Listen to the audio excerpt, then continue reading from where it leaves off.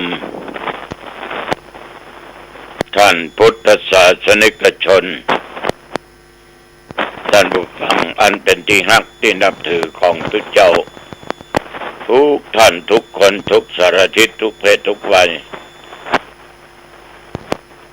ทุกเจ้าวัดหนองตองห่างดงจังหวัดเชียงใหม่มาพบมาปะกับญาติโยมท่านผู้ฟังทั้งหลายอีกเช่นเคยในรายการตะกินกะแห่งธรรมะสเประในวันเวลาเดียวกันนี้และก็ทางสถานีวิทยุแห่งนี้ปะกันเป็นประจำก่อนที่จะได้ได้จาได้ให้คติเราก็มาไหว้พระสวดมนต์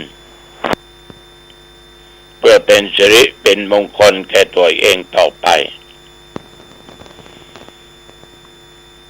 อะระหังสัมมาสัมพุทโธภคะวาพระผู้มีพระภาคเจ้าเป็นพระอรหันต์ดับเพลิงกิเลสเพลิงทุกข์สิ้นเชิงตรัสรู้ชอบได้โดยพระองค์เองพุทธังภวันตังอภิวาเทมิข้าพเจ้าอภิวาทพระผู้มีพระภาคเจ้า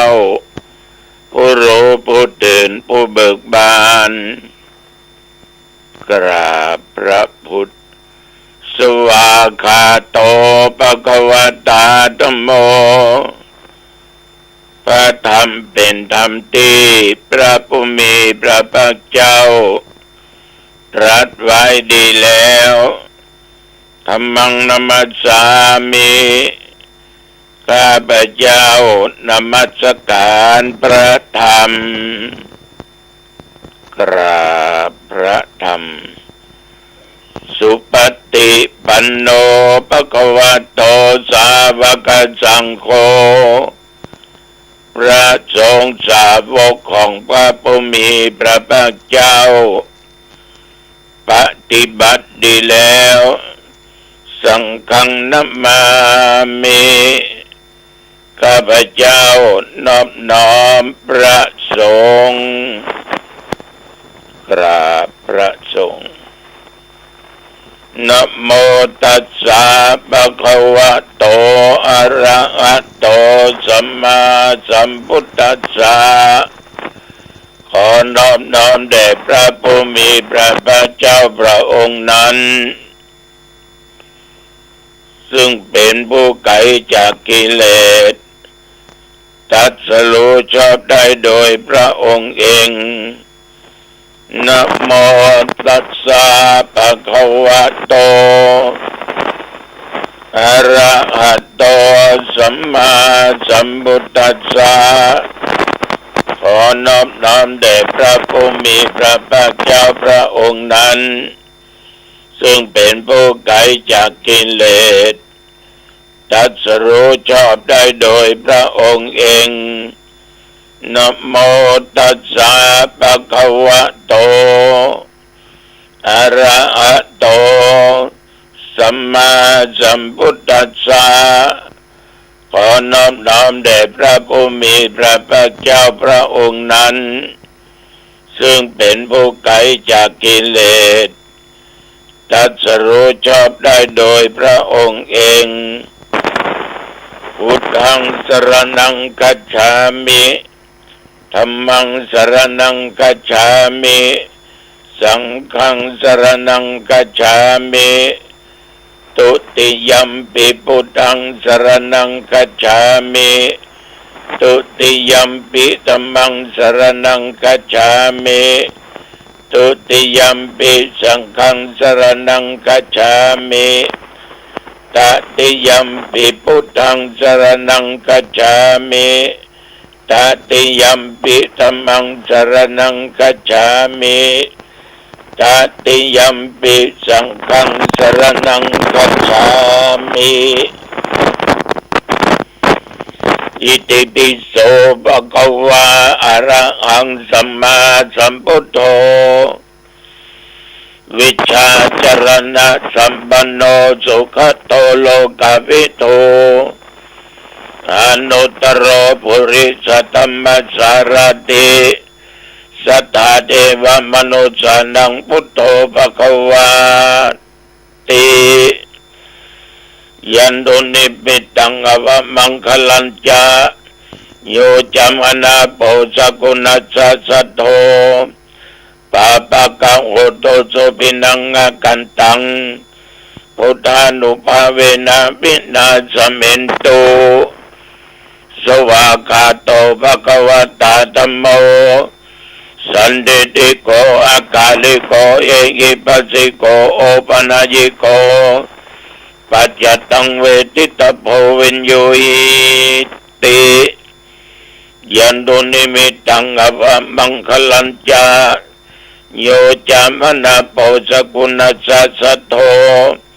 ปาปะกังโหโตสุปินังกันตังธรรมานุภาเวนะวินาสเมนตุสุปฏิปันโนภะคะวะโตสาวกสังโฆอุชุปฏิปันโนภะคะวะโตสาวกสังโฆยายาปฏิปันโนภะคะวะโตสาวกสังโฆสามิจิปฏิปันโนภะคะวะโตสาวกสังโฆยะติตังจัตตาริปุริสยุคณิอัตถปุริสปุคลาเอสะภะคะวะโตสาวกสังโฆ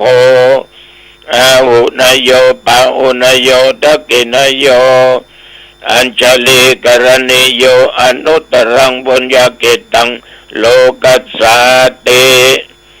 ยันตุนิมิตังอวมังคลัญจาโยจามนาโปสกุณัสสะสัทโธปาปะกังโหโตโสปินังกันตังสังฆานุภาเวนะวินาสเมนตุวิปัสสิสานมัตโตจักขุมันตัสสะสิริมัตโตสิกิสปินมัตโตสัพพพุทธานุกัมปิโนเวสปุจานมัตโตนังอัตตกัสสะตัปปัสสิโนนามัตโตกัปโกสันตสะมาราเสนะปมัตติโนโกนากัมมนาจานะมัตโตปมนาจาวุสิมัตโตกัสสะปัจจานะมัตโตวิปมุตตัสสะสัพพติอังคีรัสสะนะมัตโตจักขยาพุทธัสสะสิริมัตโต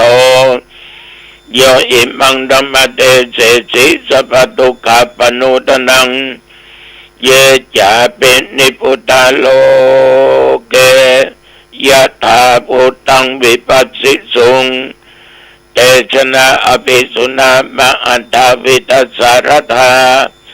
หิตังเทวมนุษย์สนังยังนมัสสันติโคตมังวิชาจรณะสัมปันนังมะอันตังวิตัสสารทังวิชาจรณะสัมปันนังพุทธังวันโตมะโคตมันติ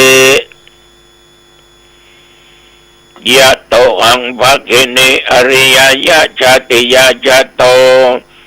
นาภิชานามิสันจิจปนังชีวิตาบโรเปตาเตนะสัจเจนะโสติเตโอตุโสติกัปสะโคจังโคสติสังกโตธรรมนังวิจโยตถาวิริยัมปิติปัสสติโพชังคาจตตาภเรสมาตุเปกโพชังคาสัตเตสัพพตักสินามุนินาสัมปตกตาภาวิตาภาหุลิกตาสังวัตันติอภิญญายะนิพพานายะจะโพธิยาเอเตนะสัจจปัจเจนะโสติเตโอตุสัพพทาเอกัสมิงสมัยนะโตโมคัลลานัญจกัสสปังกิลันเอตุกิเตติสวาโพชังเกสตะเตสญิเตจัตตังอภินันดิตวาโรคามุจิงสุตังคเนเอเตนะสัจจวัชเชนะโสติเตโอตุสัพพทา กทาธรรมราชาเปเกลัญเยนะปิปิริโตจุนดาเตเรนะตัญเยวะพนาเปตวานัสสะตรังสัมโมติตวาจะอปทาตัมมาบุตตาสิตานโสเอเตนะสัจจปัจเจนะโสติเตโอตุสัพพทาปะอินาเตจะอปทาตินนัมปิมะเยสินังมัคคะอัตตกิเลสวะปัตตานุปติตัมมตังเอเตนะสัจจวัจเจนะโสติเตโอตุสัพพทาภวตุสัพพมังคลังรักขันตุสัพพเทวตาสัพพพุทธานุภาเวนะสัทธาสุติภวันตุเตภวตุสัพพมังคลังรักขันตุสัพพเทวตาสัพพธัมมานุภาเวนะสัทธาสุติภวันตุเตภวตุสัพพมังคลังรักขันตุสัพพเทวตาสัพพสังฆานุภาเวนะสัทธาสุติภวันตุเตปรมาราชินีอาคาโสติตาวะอาญายาสินีทัสสะมินตาภุปาลาสะวิลาภูตาภิภวันละภาปุญญาติกาลสัมปันนาสิลิสัมปัตติสังยุตาวินิตตาสุวิกันตาสัพพะกัปปะวิลาสินีนานาวิติมวิปยักตาจาปุญญาติวินายัญยุตาสังเวตาเนจาโอกันตาปะคุญเยนะสัมมัมปิตาสัมมาสุภาวิตารักขาปรเมนตังคารักกิกาทันอาภัตติสุสังยุตตาปฏิปตาวิเศษโตสัสิวะโอสติมัจเจสัพพเทวะวิโลจติรัตนัตตยานุภาเวนะอัคคัญญาปุญญเตชะสาสุติตาลาชินีเศรษฐาสุตาวิมาลลักขณาอายุอาหิอัมตัมเมหิอุตริมปิปวัตตโต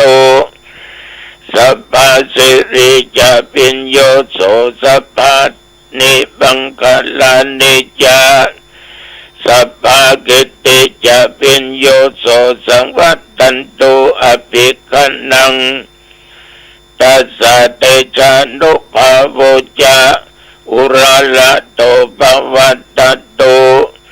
สัพเพมะเยติกาเทวะอภิปาเลนตุนังสัทธา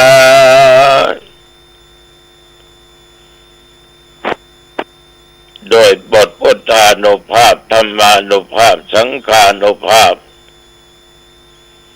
บทสาธยายมนต์อันศักดิ์สิทธิ์ด้วยจิตอันเป็นสมาธิอาตมาขอถวายพระพรชัยมงคลแด่สมเด็จพระนางพระบรมราชินีนาถแด่สมเด็จพระนางพระบรมราชินีขอให้พระองค์นั้นจงมีพระสุขภาพปรมัยอันแข็งแรงทรงมีพระเกษมสำราญทรงมีพระชนมายุยิ่งยืนนานได้120 พระพรรษายิ่งขึ้นไปขอถวายพระพรกรมอุตุเพิ่งกระชับเตือนบอกไว้กลัวกันลืมระยะนี้ พายุฝนร้อนลูกใหม่เข้ามาแถมแล้วชื่อยามโหนะก็จะทำเมื่อมีฝนมีลมมีลูกเห็บก็คอยระมัดระวังไว้นับตั้งแต่เมื่อตะวันมาจนถึงปัจจุบันประเดี๋ยวนี้24 ชั่วโมงเที่ยวบริเวณวัดหนองตองใกล้เคียงใต้เหนือตกออกมีรายงานว่าฝนตกไม่ได้หยุดเดียวอากาศตะวันนี้ตอนกลางวันอุณหภูมิ35 องศาปัจจุบันประเดี๋ยวนี้นั่งอยู่ที่นี่17 องศาแต่ว่าฉันเข้างายแล้วก็นั่งอยู่วัดนั่งเทศนาธรรมจนพอฉันเพลก็ตึมได้ไปไหนแต่ว่านี่ว่างเปล่าอยู่กับวัดกับป่าอ่านธรรมพ่องอ่านหนังสือพ่องตกเย็นมาก็เดินเตียวอาบน้ำอาบท่าก็พักผ่อนจนถึงตราบเท่าเวลาประเดี๋ยวนี้พี่น้องศรัทธาสาธุชนญาติโยมท่านผู้ฟังทั้งหลายสมาภาพได้นำเอาเรื่องเกี่ยวพุทธธรรมนายมาเล่ามาสู่มาอู้มาจ่าแก่ญาติแก่โยมได้รับฟังกันก็ผ่านมาหลายข้อมาถึงตอนที่สุบินนิมิตหันสระบัวแห่งหนึ่งมีน้ำใสแล้วก็ลึกมีดอกบัวตุ่มบานสะพรั่งอยู่เต็มพื้นน้ำสัตว์ต่างๆทุกชนิดได้ลงไปดื่มกินน้ำในสระนั้นแต่ที่กลางสระบัวนั้นมีน้ำขุ่นมัวอยู่ส่วนน้ำที่อยู่รอบๆขอบสระนั้นใสแม้มีสัตว์ต่างๆเหยียบย่ำดื่มกินอยู่ก็น่าอัศจรรย์นี่เป็นนิมิตตถาคตเจ้าได้ทำนายไว้ว่าอนาคตการไปหน้าประเทศชาติบ้านเมืองที่เคยเจริญรุ่งเรืองพี่น้องประชาชนอยู่ด้วยกันด้วยความสมัครสมานสามัคคีมีความสุขมีความสงบก็จะกลายเป็นประเทศชาติที่ด้อยพัฒนาชาวบ้านชาวจองจะญาติจงจะขัดแค้นเศรษฐกิจจะฝืดเคืองการทำมาหากินก็ยุ่งยากรายได้ประเท่ารายจ่ายจะเดือดร้อนกันเพราะนักการเมืองและข้าราชการระดับผู้หลักผู้ใหญ่ก็ตั้งประดำรงอยู่ในศีลในธรรมประพฤติทุจริตปิดบังภาษีอากรพร้อมทั้งบีบบังคับเอาสวยสินจ้างสินบนมันก็เลยเกิดความเดือดร้อนไปทุกที่ทุกแห่งทุกสถานที่ประชาชนของประเทศต้องหนีไปอยู่ในถิ่นอื่นรวมกลุ่มกันสร้างรัฐเป็นอิสระอยู่กันอย่างปกติสุขอีกข้อหนึ่งปัญญาเจ้าบ้านเจ้าเมืองได้พระสุบินนิมิตหันว่ามีคนคนหนึ่งกำลังหุงข้าวอยู่แต่ข้าวที่หุงในหม้อใบเดียวนั้นบางส่วนมันก็สุกบางส่วนมันก็ดิบบางส่วนมันก็เปียก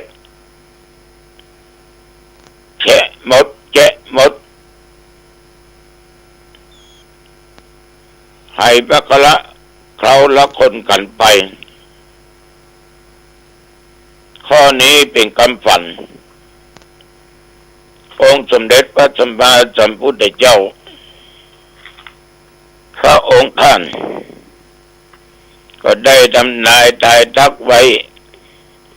ว่าอย่างนี้ในการละภายหน้าเนี่ยขนบธรรมเนียมประเพณีอันดีอันงามที่เคยประพฤติปฏิบัติกันมามันจะเกิดการเปลี่ยนแปลงไปในทางที่ไม่ค่อยดีข้าราชการประชาชนตลอดถึงสมณพราหมณ์คหบดีก็ประพฤติปฏิบัติตามหลักศีลหลักธรรมบ่มีสัจจะแม้แต่เทพะอารักษ์ก็ตั้งอยู่ในคุณธรรมที่ดีงามนั้นจะจึงทำให้เหตุการณ์เปลี่ยนแปลงไปต่างๆฟ้าฝนก็ตกต้องตามฤดูกาลบางที่ก็ตกบางที่ก็แห้งแล้งทำการเกษตรก็ไม่ค่อยได้ผลพืชพันธุ์ธัญญาหารเกิดความเสียหายนักหรือว่าถ้าฝนตกก็ตกนักจนทำให้น้ำท่วมล้นไปทั่วประเทศตัวบ้านตัวเมืองบอกว่าบนดอยบอกว่าที่ต่ำที่สูงทำให้ไร่นาบ้านเมืองหอเรือนต่างๆนั้นจมอยู่ใต้น้ำโยมก็พิจารณาดูเนอะเจอหลายเตื้อแล้วนะผ่านมาหลายหนแล้วนะที่มันเป็นเช่นนี้มันเดือดร้อนกันอยู่อย่างนี้พระพุทธเจ้าก็ได้พยากรณ์ไว้นะได้แก้คำฝันได้แก้ไว้ฟังแล้วก็ลองไปพิจารณาดูญาติโยมว่าสิ่งเหล่านั้นนะมันจริงก็ว่ามันจริงนะใจสติปัญญาพิจารณาคำฝันอีกข้อปัญญาเจ้าบ้านเจ้าเมืองเพิ่นฝันว่ามีคนเอาคนหนึ่ง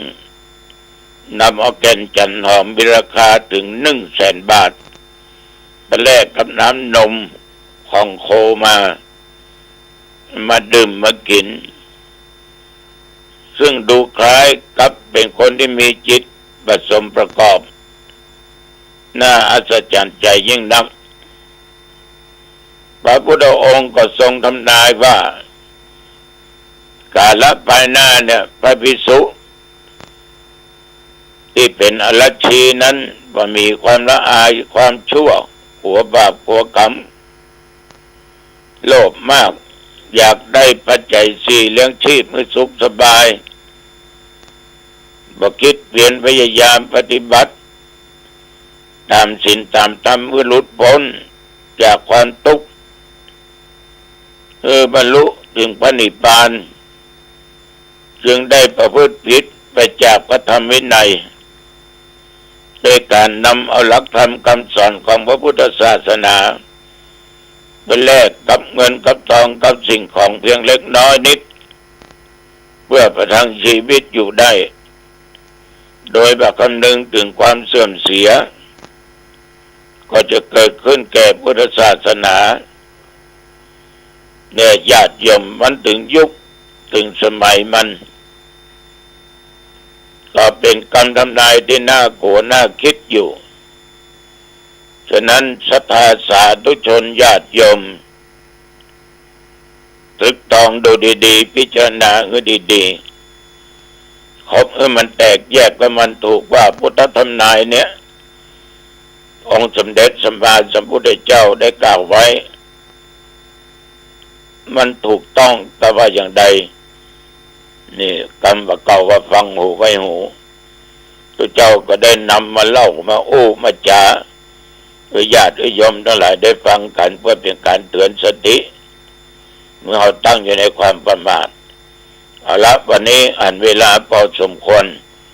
อายุวันโอสุขังพลังพบกันใหม่